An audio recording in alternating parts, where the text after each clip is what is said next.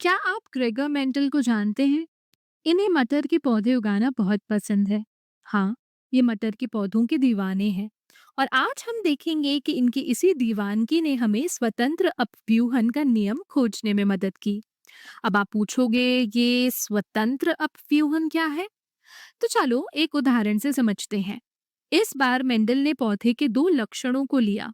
मान लो हमने एक समयुग्मजी लंबा पौधा पीले बीजों वाला लिया और उसे एक समयुग्मजी बोने पौधे यानी कि हरे बीजों वाले से संकरण कराया। यहाँ हम दो लक्षणों से निपट रहे हैं। पहला ऊंचाई, एक लंबा एक बौना। दूसरा बीज का रंग, एक पीला एक हरा।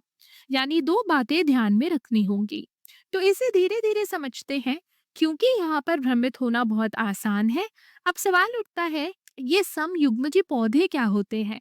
इसका मतलब है कि अगर हम इस पौधे को स्वपरागण यानी कि सेल्फ फर्टिलाइज कराएं, तो इसके सारे बच्चे लंबे और पीले होंगे। इनमें से कोई भी बोना या हरा नहीं होगा। इसी तरह अगर हम बोने पौधे हरे बीजों वाले को स्वपरागण कराएं, तो उसके सारे बच्चे बोने और हरे होंगे। यही होता है समयुग्मजी पौधा। अब सोचो, अगर हम इन दोनों का संकरण कराएं तो पहली पीढ़ी F1 में हमें किस तरह के पौधे मिलेंगे? देखो, हमें सारे लंबे पौधे और पीले बीजों वाले मिले। इनमें से कोई भी पौधा बोना या हरा नहीं था। क्या ये तुम्हें चौंकाने वाला लगा, या फिर तुम्हें ये पहले से जाना पहचाना लग रहा है?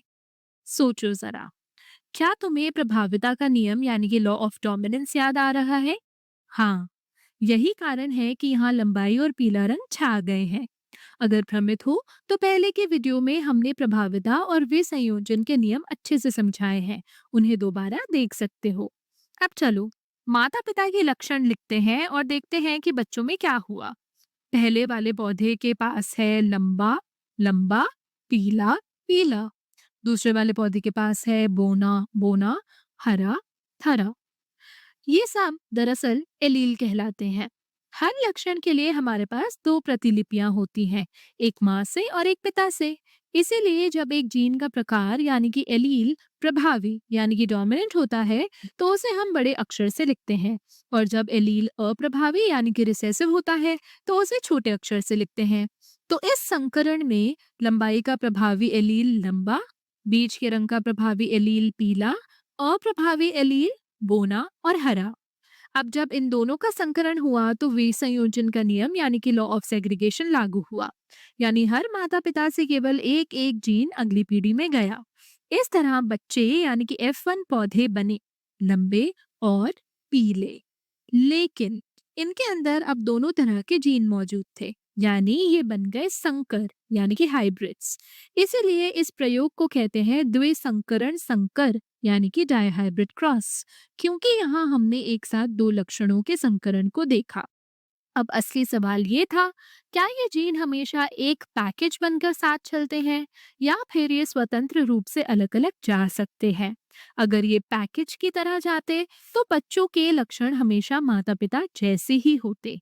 लेकिन ऐसा नहीं हुआ, क्योंकि जब मेंडल ने F2 पीढ़ी में संकरण कराया तो उन्हें नए प्रकार के पौधे मिले। लंबे पौधे हरे बीजों वाले, बोने पौधे पीले बीजों वाले। यही साबित करता है कि जीन पैकेज की तरह नहीं चलते, बल्कि ये स्वतंत्र रूप से अलग अलग जाते हैं। यही है स्वतंत्र अपव्यूहन का नियम यानी कि लॉ ऑफ इंडिपेंडेंट असॉर्टमेंट। अब जब मेंडल ने F2 पीढ़ी के पौधों को गिना तो उन्हें एक निश्चित अनुपात मिला, 9:3:3:1, यानी 9 लंबे पीले, 3 लंबे हरे, 3 बोने पीले, एक बोना हरा। ये अनुपात हमेशा मिलता है, चाहे लक्षण कोई भी हो। इस तरह मेंटल ने साबित किया कि लक्षण अगली पीढ़ी में स्वतंत्र रूप से जाते हैं, ये एक दूसरे पर निर्भर नहीं होते, और यही है उनका स्वतंत्र अपव्यूहन का नियम। अब याद करो, द्विसंकर संकरण क्या होता है, स्वतंत्र अपव्यूहन का नियम क्या बताता है, और अगर हम दो पौने पौधों का संकरण कराएं, एक गोल हरे बीजों वाला और दूसरा झुर्रीदार पीले बीजों वाला, तो F2 पीढ़ी में अनुपात क्या मिलेगा? अगर जवाब देते समय अटक जाओ तो कोई बात नहीं, वीडियो को दोबारा देख सकते हो।